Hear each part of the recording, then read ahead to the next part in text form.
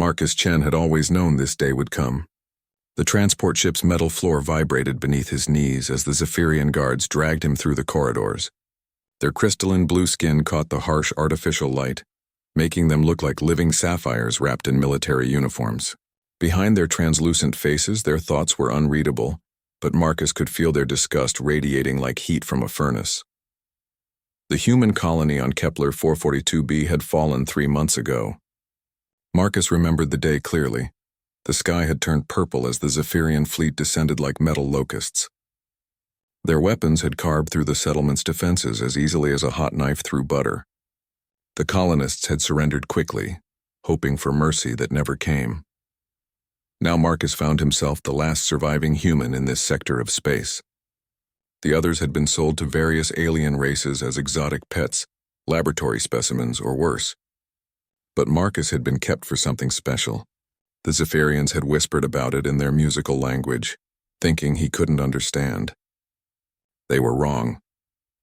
During his years on the frontier, Marcus had learned to speak 17 different alien languages. It was a survival skill in the outer colonies, where humans were still viewed as newcomers to the galactic community. The Zephyrians spoke of the Great Trial, an ancient tradition that would prove once and for all whether humans deserved to exist among the stars or should be wiped from the galaxy entirely. The ship's captain, a towering Zephyrian named Veltar, had explained it with barely concealed glee. On the sacred world of Draconis Prime lived the flame worms, creatures so ancient and powerful that even the mighty Zephyrian Empire bowed before them. These dragons were said to be older than civilization itself, witnesses to the birth and death of countless species across the galaxy. The Zephyrians believed that the flame worms could judge the worth of any species by looking into their souls. If the dragons found a species worthy, they would spare them. If not, the creatures would reduce the subject to ash and bone within seconds. It was considered the ultimate test of cosmic worthiness. Marcus had been chosen to represent all of humanity in this trial. The irony wasn't lost on him. A simple colony engineer would determine the fate of his entire species. He had worked with fusion reactors and atmospheric processors, not dragons and cosmic judgment, but choice had been taken from him the moment the Zephyrians had decided his fate. The transport ship shuddered as it entered Draconis Prime's atmosphere. Through the small porthole in his cell, Marcus could see the planet's surface approaching. It was a world of extremes. Massive mountain ranges jutted up from seas of molten lava, while forests of crystalline trees stretched between them like frozen lightning. The air itself seemed to shimmer with an otherworldly energy that made his skin tingle even through the ship's hull.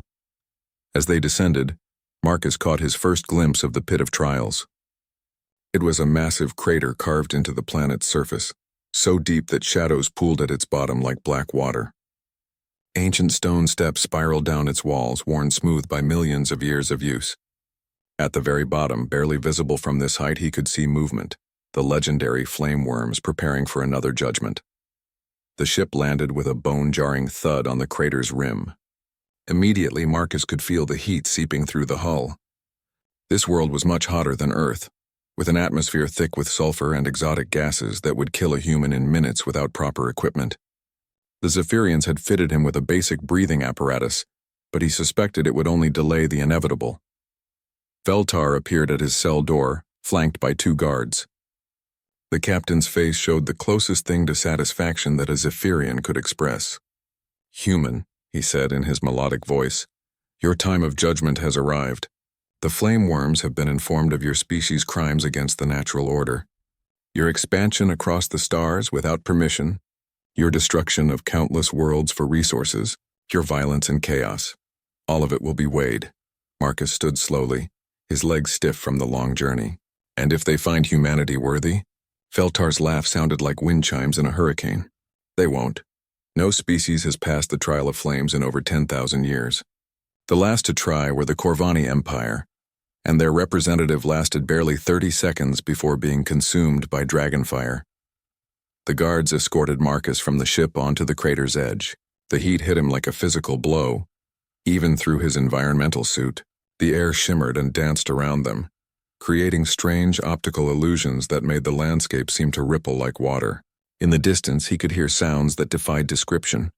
roars that seemed to shake the very foundations of the planet, punctuated by the crackling of flames that burned without fuel. Other alien species had gathered to witness the trial. Marcus recognized some of them from his studies: the insectoid hive minds, the gas-based ethereals, the mechanical synthesized. All of them watched with varying degrees of interest and anticipation. To them, this was entertainment, a chance to see the newest species in the galaxy meet its inevitable doom. The procession began its descent into the crater.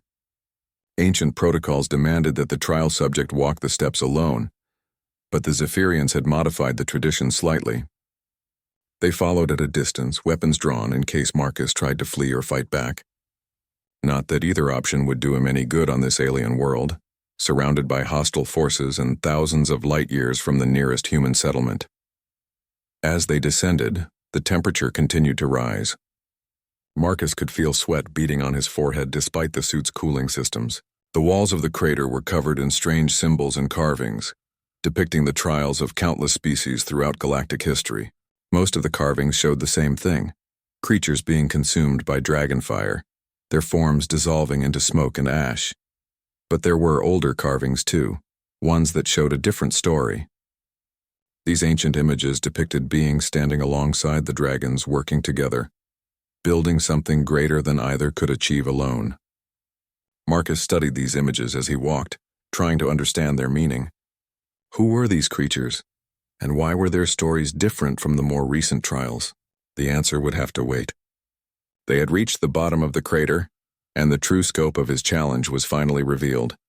The bottom of the crater was unlike anything Marcus had ever imagined. The space was vast, easily the size of several football stadiums, with a ceiling that disappeared into smoky darkness above. Pools of liquid fire dotted the landscape like glowing lakes, their surfaces rippling with currents of molten metal. The air itself seemed alive, crackling with energy that made his hair stand on end despite the environmental suit. But it was the dragons that took his breath away. The flame worms were magnificent and terrifying in equal measure. 3 of them lounged around the central platform where the trial would take place, each one larger than the transport ship that had brought him here. Their scales shifted between colors that had no names: deep purples that held the depth of space, golds that captured the heart of stars, and reds that spoke of the birth of worlds. When they moved, reality seemed to bend around them, as if the very fabric of spacetime acknowledged their ancient power. The largest of the 3 raised its head as the procession approached. Its eyes were like twin galaxies swirling with the accumulated wisdom of eons. When it spoke, its voice resonated not just in the air but in Marcus's bones, his soul, his very essence. "Another species comes for judgment," the dragon rumbled, each word carrying the weight of cosmic authority. "We are Paraxis the Ancient, keeper of the first flame. With us are Stellara the Starborn and Voidheart the Destroyer. We have witnessed the rise and fall of 10,000 civilizations. We have seen species that reached for the stars and others that crawled in the mud of their own making." Veltar stepped forward, his crystalline form catching the light from the pools of fire. "Great ones, we present to you a representative of the species called human. They are a violent race that spreads across the galaxy like a plague, consuming resources and bringing chaos wherever they go. We ask for your judgment. Are they worthy to exist among the stars?" Stellara, whose scales seemed to contain actual starlight, turned her attention to Marcus. "This one is different," she observed, her voice like the whisper of solar winds. "He does not cower. He does not beg. He observes and learns even in the face of certain death." Voidheart, the darkest of the 3, opened one massive eye to study the human. His scales absorbed light rather than reflecting it, creating patches of absolute darkness that hurt to look at directly. "Interesting. Most species send their greatest warriors or their wisest leaders. This one is neither. He smells of machinery and honest work. Why do you not fear us, small one?" Marcus found his voice, though it came out as barely more than a whisper in the presence of such ancient power. "Because fear won't change what's about to happen. Either I'm worthy in your eyes or I'm not. Terror won't tip the scales in my favor." The 3 dragons exchanged glances that seemed to contain entire conversations. Paraxis lowered his great head until his eye was level with Marcus. "You speak truth, but truth alone is not enough. Many species have faced us with courage. The Corvani died bravely. The ethereal collective faced us with dignity. The mechanical unity computed the probability of their survival and accepted their fate with logic. All were found wanting. "What makes humans different?" Stellara asked, though something in her tone suggested she already suspected the answer. Marcus thought about the question seriously. Around them, the alien observers waited in silence, expecting him to give some grand speech about human superiority or cosmic destiny. Instead, he told them the truth about his species. "We're not the strongest," he began, his voice growing steadier as he spoke. "The Corvani could lift starships with their bare hands. We're not the smartest. The ethereals could calculate hyperspace trajectories in their heads. We're not the most advanced. The synthesized had conquered death itself before we even invented fire." Voidheart rumbled with what might have been amusement. "Then what are you?" "We're stubborn," Marcus said simply. "When every logical analysis says we should give up, when every instinct screams at us to run away, when the universe itself conspires against us, we keep going. We adapt, we learn, we make friends with species that should be our enemies, and we find solutions to problems that shouldn't have solutions." He gestured toward the ancient carvings on the crater walls. "I saw those images on the way down. The old ones from before the trials became about judgment and destruction. Those showed cooperation, partnership. That's what humans do best. We make allies out of adversaries." Paraxis straightened to his full height, his massive form casting shadows that seemed to move independently. "You speak of the old ways. Few remember the original purpose of these trials. We did not always judge species for destruction. Once we sought those worthy of joining the great work." "The great work?" Marcus asked. Stellara answered, her voice tinged with something that might have been nostalgia. "Before the galaxy became divided into empires and territories, before species warred for resources and dominance, there was a greater purpose. The universe is vast and full of wonders, but it is also filled with dangers that no single species can face alone. Dark things dwell in the spaces between stars, ancient evils that predate even us." Voidheart's form seemed to ripple with dark energy. The devourers, the cosmic parasites, the entities that exist only to consume and destroy. They sleep now, but they will wake eventually. When they do, all the petty conflicts between species will mean nothing. Only united action can hope to stand against them. "But unity requires trust," Paraxis continued, "and trust must be earned. For millennia, we tested species not to destroy them, but to find those with the wisdom and courage to join our cause. The trials became corrupted over time, turned into spectacles of judgment rather than recruitment." Marcus felt his heart racing as the implications sank in. "You're saying that humanity could pass this trial? That we could join this great work?" The three dragons moved closer, forming a circle around him. Their combined presence was overwhelming, like standing in the heart of a star. But Marcus forced himself to remain upright.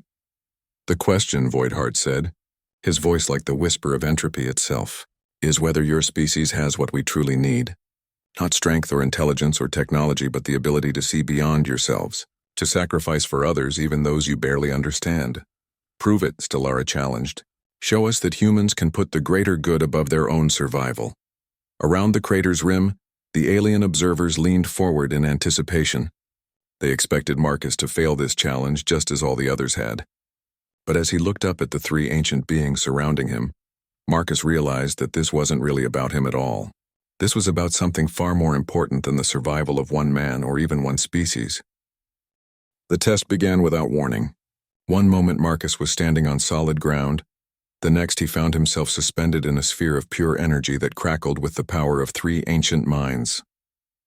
The dragons had merged their consciousness into a single overwhelming presence that invaded every corner of his being. Images flooded his mind, not his own memories, but visions of possible futures. He saw humanity spread across the galaxy like a virus, strip-mining worlds and enslaving other species. He watched human fleets burn alien cities from orbit, while children screamed in languages he didn't recognize. He witnessed the slow corruption of his species as power and technology turned them into tyrants and monsters. But then the visions shifted. He saw other possibilities, humans working alongside alien engineers to build massive space stations that served as shelters for refugee species. He watched human doctors developing cures for diseases that had plagued entire worlds for centuries.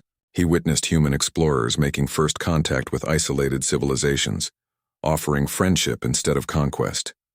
The dragon's voices echoed in his mind, no longer separate but unified into a cosmic chorus. These are the paths your species might take. The choice is not predetermined. Show us which future you would choose. Marcus felt his consciousness pulled into the vision. Suddenly he wasn't watching these futures unfold. He was living them. In one scenario, he stood on the bridge of a massive warship, watching as human forces bombarded a world inhabited by peaceful crystal beings who had never known violence. The beings' death songs echoed across space as their forms shattered into beautiful but lifeless fragments. This path offers power, the dragon voices whispered. Your species could rule the galaxy. Other races would bow before human might. Is this not what every intelligent species desires? Marcus forced himself to turn away from the vision, even as part of him was seduced by the idea of human dominance. No, he said firmly. Power without purpose is just destruction. This isn't who we are, the vision shifted. Now he stood in a laboratory where human scientists worked frantically to develop weapons of mass destruction. The Zephyrians and other species had formed an alliance against humanity, viewing them as a threat to galactic peace. The humans in this timeline had chosen to fight back with increasingly devastating weapons rather than seek understanding. This is the path of survival, the voices continued. When faced with extinction, is it not logical to use any means necessary to protect your own kind? Marcus watched as the weapons were deployed, turning entire star systems into dead zones where nothing could ever live again. The war escalated until both sides had destroyed so much that the galaxy itself began to die, star by star. Survival without wisdom is just delayed extinction, Marcus replied. If we have to become monsters to survive, then we've already lost what made us worth saving. The final vision was different. Marcus found himself standing in a vast chamber filled with representatives from hundreds of different species. Humans worked alongside beings of light, mechanical entities, gaseous intelligences, and creatures that defied easy description. They were building something together, a massive construct that pulsed with benevolent energy. The great work, he breathed, understanding flooding through him. Yes, the dragon voices confirmed, a galaxy-spanning network of cooperation and mutual aid. Species sharing their unique gifts to create something greater than any could achieve alone. But it requires sacrifice. The sacrifice of dominance, of pure self-interest, of the comfort of racial superiority. In this vision, Marcus could see humans taking on roles that played to their strengths. Human diplomats facilitated communication between species that had been enemies for millennia. Human engineers found creative solutions to problems that had stumped more advanced civilizations. Human artists created works that bridged cultural gaps and brought beauty to worlds that had forgotten how to dream. But he also saw the costs. Humanity would never be the dominant species in the galaxy. They would have to accept being junior partners in a vast cosmic community. Individual humans would sometimes have to sacrifice their lives, their comfort, their dreams for the greater good of species they had never met. This is what we offer, the dragon voices said. Not power, not dominance, but purpose. The chance to be part of something eternal and beautiful. But only if your species can truly embrace it. Only if you can prove that humans are capable of genuine selflessness. The test crystallized into a single moment of choice. Marcus felt the weight of his species' future pressing down on him. Before him materialized two buttons made of pure energy. One glowed with the golden light of power and dominance, the path where humanity would conquer the stars but lose their souls. The other pulsed with the soft silver of sacrifice and service, the path where humanity would find their true purpose, but never be masters of their own destiny. Around him, the energy sphere pulsed with anticipation. He could feel the dragon's ancient minds watching, evaluating not just his choice but the sincerity behind it. They had seen countless species make promises they couldn't keep, claim values they didn't truly hold. Marcus closed his eyes and thought about the humans he had known. His grandmother, who had spent her life savings to send medical supplies to disaster zones on worlds she had never visited. His colleague Sarah, who had risked her life to rescue Zephyrian prisoners during the colony's last battle, even though they were enemies. The thousands of human volunteers who had joined the Galactic Peace Corps, dedicating their lives to helping other species without expecting anything in return. But he also thought about the darker side of humanity. The corporation executives who had poisoned alien ecosystems for profit. The military leaders who had ordered attacks on civilian targets. The politicians who had stirred up hatred against other species to gain votes. Humanity wasn't perfect. They were capable of both incredible compassion and terrible cruelty. But Marcus realized that was exactly the point. Perfect species didn't need to choose between good and evil. The choice was what made the decision meaningful. He opened his eyes and reached for the silver button. The moment his hand made contact, everything changed. The energy sphere dissolved, the visions faded, and Marcus found himself back on the crater floor. But something fundamental had shifted in the relationship between him and the three ancient dragons. The silence that followed Marcus's choice stretched for what felt like eternity. The three dragons remained motionless, their massive forms like living mountains carved from starlight and shadow. Around the crater's rim, the alien observers waited with barely contained anticipation. Some had traveled across the galaxy to witness what they believed would be humanity's final judgment. Then Pyraxis moved. The ancient dragon's head turned toward Marcus with deliberate slowness, and when their eyes met, Marcus felt something shift in the very fabric of reality around them. The dragon's gaze held depths that seemed to contain the birth and death of stars, the rise and fall of civilizations, the slow dance of galaxies across cosmic time. Interesting, Pyraxis rumbled, his voice carrying undertones that made the ground itself vibrate. In 10,000 years of trials, no species has ever chosen sacrifice over power on the first attempt. Most require multiple tests, endless debates, proof upon proof before they can truly embrace selflessness. Stellara lifted her starlight-wreathed head, her voice like the whisper of solar winds across vast distances. The Corvani chose power and fell to dragonfire. The ethereal collective chose logic over compassion and were consumed by shadow. The mechanical unity chose efficiency over empathy and were scattered to the void. Voidheart, whose dark scales seemed to absorb the very light around him, spoke with a voice like the echo of entropy itself. But this human chose sacrifice without hesitation, without calculation, without demanding guarantees. He chose to trust in a future he might never see. Marcus found his voice, though it came out rougher than he intended. I chose what felt right. Humans aren't perfect, but at our best we understand that some things are worth more than our own survival.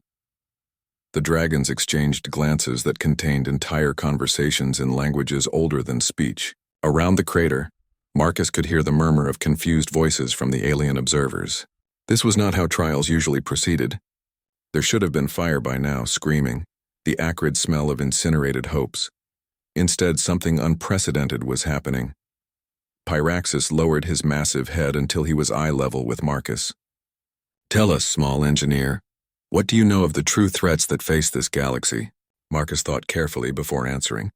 The Zephyrians spoke of the Devourers, entities that exist only to consume. But I suspect there are others, things that sleep in the dark between stars, waiting for the right moment to wake. Wise, Stellara acknowledged. The void touched are stirring in the spaces between dimensions. The Star Killers have begun their slow migration toward the galactic core. The entropy cult grows stronger with each civilization that falls to war and hatred. Voidheart's form rippled with dark energy. These are not enemies that can be fought with conventional weapons or defeated through military might. They feed on discord, grow stronger from violence, multiply when species turn against each other. The only defense, Pyraxis continued, is unity. Not the false unity of conquest or submission, but the true unity of cooperation. Species working together not because they must, but because they choose to. Marcus began to understand the scope of what the dragons were proposing. The great work isn't just about building something, it's about becoming something. A galactic community that's stronger than the sum of its parts. Precisely, Stellara said, approval warming her stellar voice. But such unity requires trust, and trust requires examples. Species that will take the first step, extend the first hand, make the first sacrifice. Around the crater, the alien observers were growing restless. Veltar stepped forward, his crystalline features reflecting his confusion and growing anger. Great ones, what is the meaning of this delay? The humans should have been judged by now. Our records show that trials never last this long. Pyraxis turned his ancient gaze toward the Zephyrian captain, and Veltar took an involuntary step backward. Captain Veltar of the Zephyrian Second Fleet, the dragon said, his voice carrying the weight of cosmic authority. You speak of judgment as if it were a simple matter of destruction. But you misunderstand the purpose of these trials. We brought the human for judgment, Veltar stammered, his usual confidence cracking. His species is dangerous, unpredictable. They must be eliminated before they spread further. Voidheart laughed, a sound like the collapse of distant stars. Dangerous and unpredictable, yes, but so was every species that ever achieved greatness. The question is not whether they are dangerous, but whether they can be trusted with their danger. Stellara's attention shifted to the other observers around the crater. All of you came here expecting to witness destruction. You hoped to see the newest species in the galaxy reduced to ash and memory, but none of you asked the important question, what if they pass? A murmur of unease rippled through the crowd. The concept seemed almost impossible to them.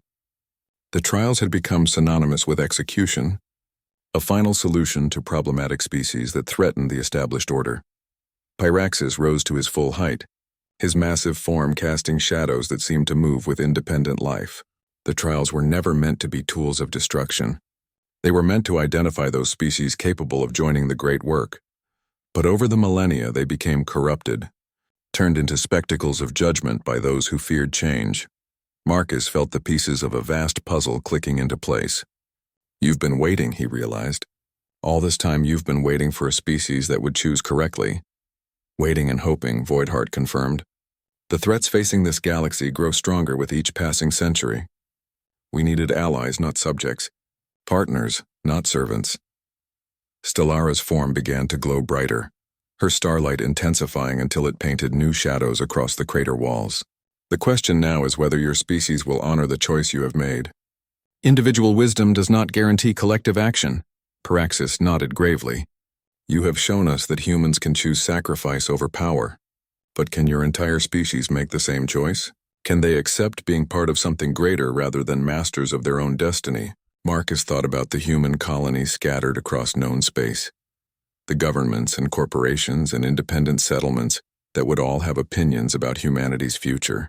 He thought about the fear and prejudice that already existed between humans and other species, the distrust that would make cooperation difficult. But he also thought about humanity's greatest strength, their ability to adapt, to overcome seemingly impossible challenges through sheer stubborn determination. They can, he said with growing confidence. It won't be easy and it won't happen overnight. But humans have a saying, we're at our best when our backs are against the wall. If you show them what's at stake, if you give them a chance to be part of the solution instead of the problem, they'll surprise you. The three dragons moved closer, their combined presence creating a sphere of power that made the air itself thrum with energy. Above them, the alien observers watched in stunned silence as they witnessed something that hadn't happened in living memory, the beginning of a new alliance. The moment of truth arrived with a sound like reality itself taking a deep breath. The three dragons moved in perfect synchronization, their massive forms creating a triangle around Marcus. Energy began to flow between them, not the destructive force that had consumed so many previous trial subjects, but something entirely different. This was the power of creation, of binding, of forging connections that could span galaxies. Pyraxis spoke first, his voice resonating through dimensions Marcus hadn't known existed. Marcus Chen of Earth, representative of humanity, you have chosen the path of sacrifice. By this choice you bind your species to the great work. Stellara's stellar radiance intensified, painting the crater walls with patterns of light that seemed to tell the story of cosmic evolution. This binding is not slavery but partnership. Humanity will contribute its unique gifts to the galactic community, and in return it will receive knowledge, protection, and purpose. Voidheart's darkness pulsed with hidden depths, revealing glimpses of the vast emptiness between stars where ancient evils stirred. But know this, the choice once made cannot be unmade. Your species will face challenges that will test every principle you claim to hold. Some humans will resist. Some will try to break the bond. Some will call you traitor for what you have done here today. Marcus felt the weight of their words settling into his bones. I understand. But I also know my species. When humans commit to something truly worthwhile, we don't give up. Ever. The energy flowing between the dragons intensified, creating a web of power that encompassed the entire crater. Around the rim, the alien observers watched in awe and terror as forces beyond their comprehension were unleashed. Some of them began to back away, recognizing that they were witnessing something that would reshape the galaxy. Veltar was not among those retreating. The Zephyrian captain stepped forward, his crystalline features reflecting his rage and desperation. "This is madness. The humans are a plague species. They will corrupt your great work and destroy everything you've built." Piraxis turned his attention to the captain, and his voice carried the finality of stellar collapse. "Captain Veltar, your species was offered the same choice 3,000 years ago. The Zephyrian representative chose power over sacrifice, dominance over cooperation. Your people were judged and found wanting." The revelation hit the assembled aliens like a physical blow. The Zephyrians, with their vast empire and technological superiority, had failed the same test that this lone human had just passed. Stellara's voice held a note of sadness that resonated across the spectrum of emotion. "Your species was not destroyed because you still served a purpose. To bring other species to trial, to maintain the appearance of judgment while we searched for those worthy of joining us." Veltar's form began to tremble, his crystalline structure creating a sound like breaking glass. "You used us. For 3,000 years you used us as executioners while you searched for species to replace us." Voidheart's response was merciless in its honesty. "You used yourselves. We offered you redemption many times. We suggested that you reconsider your values, that you look beyond conquest and control. You chose to ignore those opportunities." The energy web connecting the three dragons suddenly expanded, engulfing Marcus in a cocoon of pure power. He felt his consciousness stretching across vast distances, connecting with minds and entities he had never imagined. For a moment, he was simultaneously standing in the crater and observing the galaxy from a perspective that transcended space and time. He saw the scope of the great work in its entirety. It wasn't just an alliance or a federation. It was a living network of consciousness that spanned thousands of worlds. Species contributed their unique perspectives and abilities to solve problems that no single civilization could address alone. The mechanical entities provided computational power that could calculate the movements of galaxies.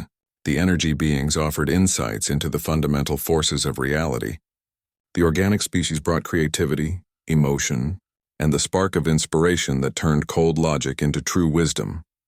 And now humanity would be part of it. But the vision also showed him the threats arrayed against this network. In the spaces between galaxies, the Devourers stirred with malevolent hunger. Their very existence was antithetical to life, order, and meaning. They consumed not just matter and energy, but the possibility of existence itself. Where they passed, reality became thinner, more fragile until it collapsed into primordial chaos. Closer to home, other dangers awakened. The Starkillers were massive entities that fed on stellar cores, leaving behind dead systems where nothing could ever live again. The entropy cult spread like a virus through civilizations, convincing species that decay and destruction were preferable to the effort required for growth and cooperation. These were enemies that required more than military might to defeat. They required the kind of unity and purpose that could only come from willing cooperation between fundamentally different forms of life. The vision faded, and Marcus found himself back in the crater but changed.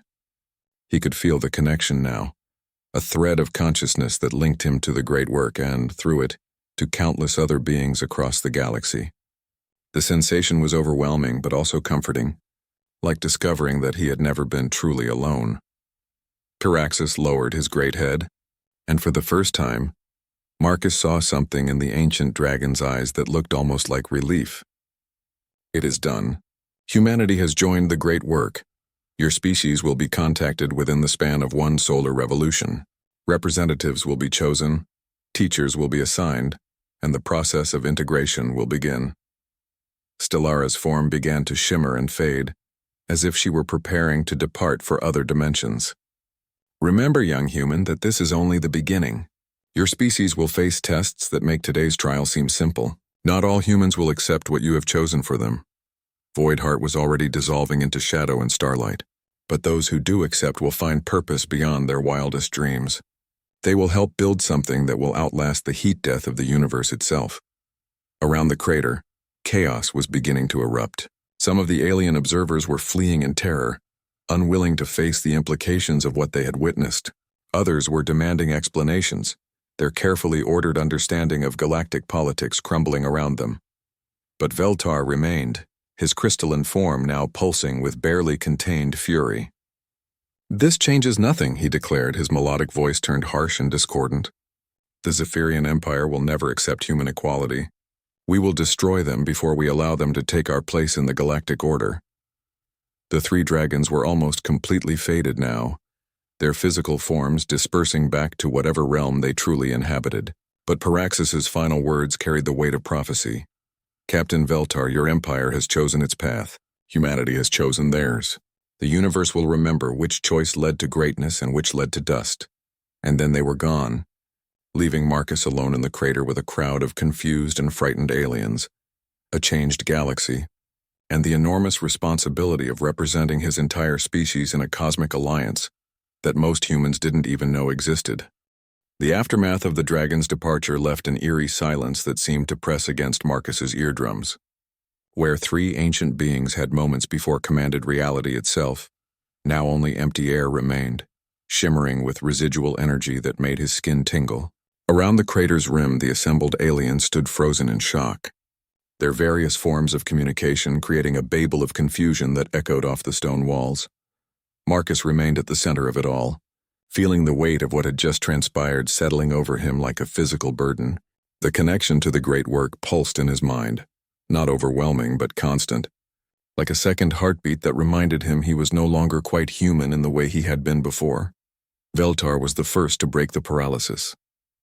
The Zephyrian captain's crystalline form blazed with fury as he stalked down the crater's spiral path, his guards following with weapons drawn. "Human!" he snarled, his musical voice turned harsh and discordant. "You have doomed your species with your arrogance. The Zephyrian Empire will not stand for this insult." Marcus turned to face him, and something had changed in his bearing. The connection to the great work had given him access to knowledge and perspective that transformed his understanding of the situation. "Captain, you're thinking too small.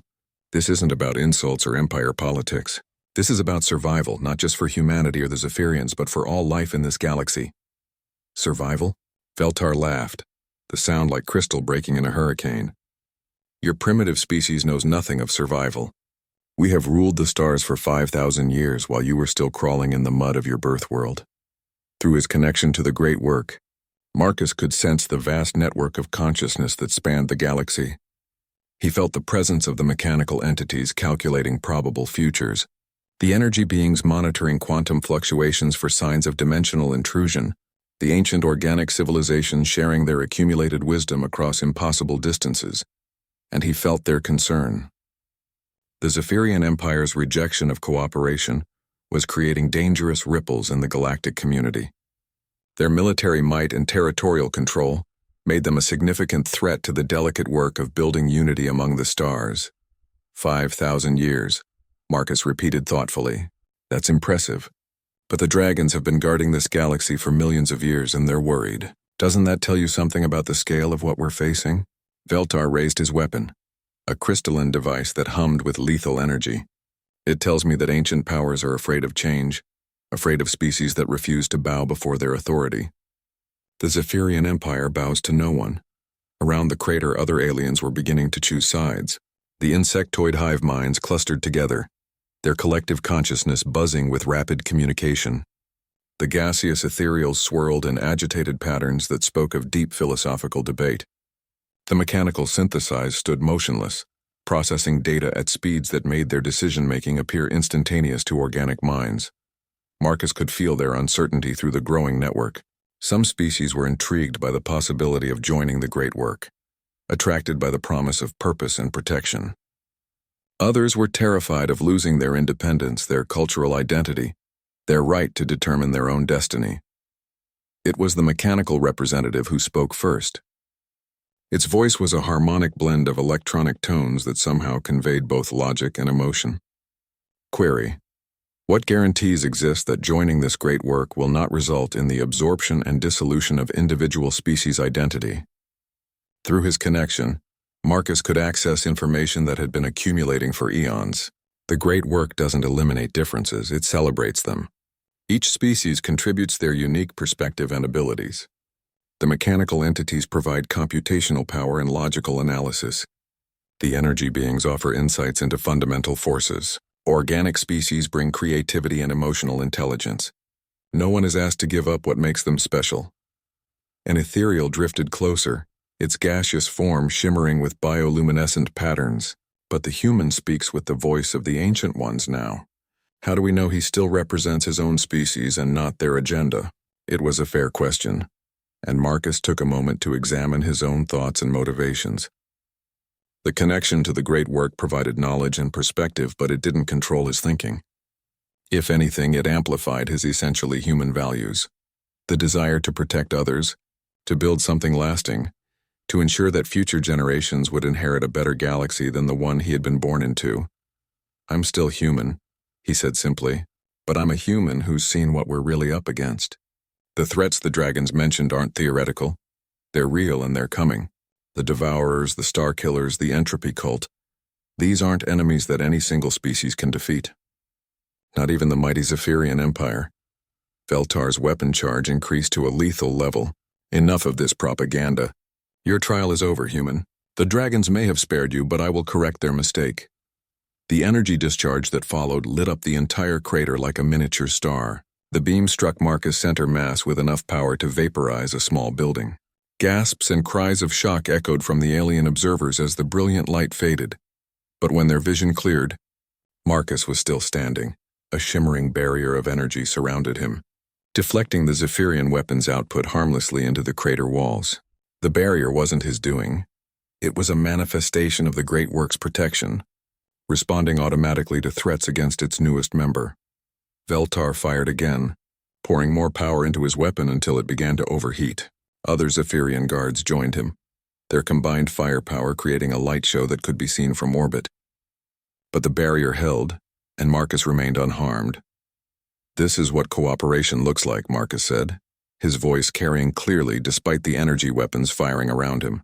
Dozens of species working together across impossible distances, combining their knowledge and power to protect something worthwhile. The weapons fire ceased as the Zephyrian devices overloaded and shut down. Veltar stared at the undamaged human in disbelief, his crystalline features reflecting his shock and growing fear. Marcus stepped forward, the barrier moving with him. "Captain, your empire is powerful, but it's not stronger than the combined will of hundreds of allied species. The dragons gave you the same choice they gave humanity, cooperation or isolation. You chose isolation. Now you have to live with the consequences." Through the network, Marcus could feel other minds responding to what had just occurred. Species that had been neutral were beginning to lean toward cooperation as they witnessed the protection offered by the Great Work. The demonstration of defensive capability was impressive, but more important was the restraint shown. The barrier had protected without retaliating, defended without destroying, but he could also feel darker responses. Military commanders across the galaxy were calculating the threat posed by this new alliance. Politicians were drafting emergency legislation to deal with the changed balance of power. Corporate interests were scrambling to understand how this development would affect their profit margins. The galaxy was about to become a much more complicated place. Veltar holstered his useless weapon, but his posture remained hostile. "This isn't over, human. The Zephyrian Empire has allies, resources, weapons that your new friends have never seen. We will find a way to break this alliance before it threatens our supremacy." Marcus felt genuine sadness for the captain and his species. They had been given every opportunity to choose cooperation over dominance, but their pride and fear had made that choice impossible. "Captain, I hope you reconsider. The offer is still open. It will always be open, but the time for easy choices is running out." The Zephyrian forces began their withdrawal, but Marcus knew this was far from over. In choosing to spare his life and welcome humanity into the Great Work, the dragons had set in motion events that would reshape the galaxy. Not all of those changes would be peaceful. 6 months later, Marcus stood on the observation deck of the orbital station New Harmony, watching as the first joint construction project between humanity and the Great Work Alliance took shape in the space around Earth. The massive structure would serve as both a defensive platform and a research facility, combining human engineering ingenuity with alien technologies that seemed to defy the laws of physics. The intervening months had been a whirlwind of revelation and transformation. True to their word, Representatives of the great work had arrived within weeks of the trial, bringing with them knowledge that revolutionized human understanding of science, philosophy, and their place in the universe. But they had also brought warnings of the growing threats that stirred in the darkness between stars. Earth's governments had reacted predictably, with a mixture of wonder, terror, and political maneuvering that would have been comical if the stakes weren't so high. Some nations had embraced the alliance immediately, eager to gain access to advanced technologies and cosmic protection. Others had resisted, viewing the arrangement as a threat to human sovereignty and independence. But humanity's response had ultimately proven Marcus right. When faced with concrete evidence of the dangers facing the galaxy, most humans had chosen cooperation over isolation. The discovery that the Devourers had already consumed 3 minor star systems in a neighboring galaxy had sobered even the most skeptical politicians. Marcus touched the communication implant behind his ear, opening a channel to the project coordinators. "This is Chen. How are we looking on the quantum resonance alignments?" The response came from Dr. Sarah Martinez, his former colleague who had volunteered to be part of the integration team. "We're seeing some interference patterns in Sector 7, but our ethereal partners think they can compensate with a phase adjustment." "It's incredible, Marcus. They're teaching us to work with energy states that we didn't even know existed." Through the observation port, Marcus could see the construction proceeding with impossible grace. Human workers in environmental suits collaborated with beings of pure energy, while mechanical entities provided precise calculations that allowed organic minds to focus on creative problem-solving. The sight never failed to fill him with wonder and a deep sense of rightness, but it also reminded him of the price of this partnership. Not all of humanity had embraced the change. The Terran independence movement had gained significant support among those who viewed the alliance as a betrayal of human autonomy. There had been protests, sabotage attempts, and even terrorist attacks aimed at disrupting the integration process. The communication implant chimed with an incoming priority message. Marcus recognized the signature immediately: Admiral Chen Morrison, the military liaison who coordinated Earth's defense efforts with the Great Work Alliance. "Marcus, we've got a situation developing in the Kepler system. Long-range sensors are detecting Zephyrian fleet movements consistent with preparation for a major offensive. They're not just targeting human colonies. They're going after several species that have recently joined the alliance." Marcus felt his blood chill. The Zephyrian Empire had spent the past 6 months building a coalition of species that shared their fear of the growing alliance. The Coalition of Sovereign Systems, as they called themselves, represented roughly 30% of the galaxy's military power. Their stated goal was to preserve the independence of individual species against what they saw as creeping hegemony by the ancient powers. "What's the alliance response?" Marcus asked. "That's why I'm calling you. As humanity's representative to the great work, you're being asked to participate in the emergency council session. It starts in 10 minutes. Marcus closed his eyes and reached out through the network that connected him to the vast community of minds across the galaxy. The sensation was still strange after 6 months, like having access to a library that contained the accumulated knowledge and wisdom of millions of years of civilization. The council chamber materialized around him, not physically, but as a shared mental space where representatives from hundreds of species could gather instantaneously, regardless of their physical location. Marcus found himself standing in a vast amphitheater that seemed to be carved from crystallized starlight, with each species represented by a form that reflected their essential nature. The mechanical entities appeared as geometric patterns of pure logic. The energy beings manifested as swirling vortexes of controlled force. The ancient organic civilizations took forms that spoke of wisdom accumulated over eons, and at the center of it all, the 3 dragons presided with their cosmic authority unchanged by the passage of time. Piraxis spoke first, his voice resonating through dimensions of meaning that transcended mere words. "The Zephyrian Coalition prepares for war. Their fleets gather at strategic points throughout the galaxy, positioning for coordinated strikes against our newest members.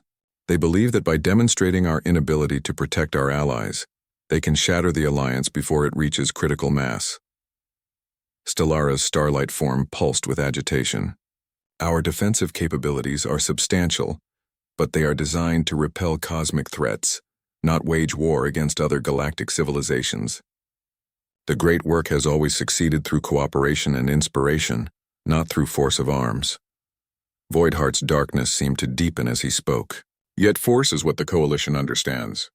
They have convinced themselves that this alliance is a threat to their freedom, rather than the galaxy's salvation. Words will not dissuade them now. A mechanical representative interjected with harmonic precision.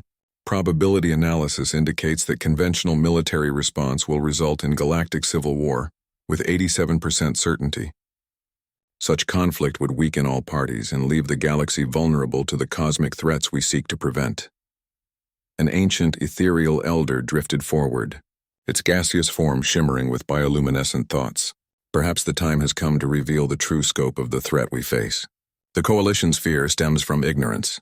If they understood what approaches from beyond our galaxy, they might reconsider their position. Marcus felt the weight of all those ancient minds considering the problem, and suddenly understood why his perspective was needed. For all their wisdom and power, these beings thought in terms of cosmic timescales and galactic consequences. They had forgotten what it was like to be young, desperate, and terrified of losing everything you held dear. "What if we're approaching this wrong?" he said, his human voice somehow carrying clearly in the vast mental space. The Coalition isn't really afraid of the Alliance, they're afraid of being left behind, of becoming irrelevant. The Zephyrians built their entire identity around being the dominant military power in the galaxy. Now that dominance is threatened, so they're lashing out. Paraxis turned his ancient attention toward the human representative. "You suggest we address their fear rather than their aggression? I suggest we give them what they need most, a chance to be heroes instead of villains." Marcus could feel the idea taking shape as he spoke, drawing on both human psychology and the vast knowledge available through the network. "The cosmic threats you've described, they're real, they're coming, and they'll need to be fought. What if we offered the Coalition a role in that fight? Not as subordinates, but as equal partners in defending the galaxy?" The council chamber fell silent as hundreds of minds considered this possibility. Marcus could feel the calculations running through mechanical consciousnesses, the emotional evaluations performed by empathic species, the strategic assessments conducted by military entities that had been fighting cosmic threats for millions of years. Finally, Stellara spoke, her voice warm with something that might have been hope. It could work. The Coalition's military capabilities would be valuable against the Devourers. Their territorial distribution across the galaxy provides strategic depth, and their fierce independence might actually be an asset when facing enemies that seek to corrupt and control. Voidheart's darkness rippled with what passed for approval among his kind. "The risks are substantial. We would be trusting former enemies with knowledge of our greatest vulnerabilities, but the potential rewards outweigh the dangers." Paraxis's decision carried the weight of cosmic authority. "Let it be attempted. Marcus Chen of Humanity, you will carry our offer to the Zephyrian Coalition. Propose alliance in the face of mutual threat. Offer them the chance to stand as defenders of the galaxy rather than its conquerors." As the council chamber began to dissolve, Marcus felt the enormous responsibility settling on his shoulders. He was about to become humanity's first galactic diplomat, carrying an offer that could either prevent a devastating war or trigger an even worse catastrophe. But as he opened his eyes and returned to the observation deck of New Harmony, watching humans and aliens work together to build something greater than either could achieve alone, Marcus felt a familiar surge of stubborn human optimism. If anyone could convince a galaxy full of proud, frightened species to work together against impossible odds, it would be humanity. After all, making friends with former enemies was what humans did best. The real test of humanity's place in the galaxy was about to begin.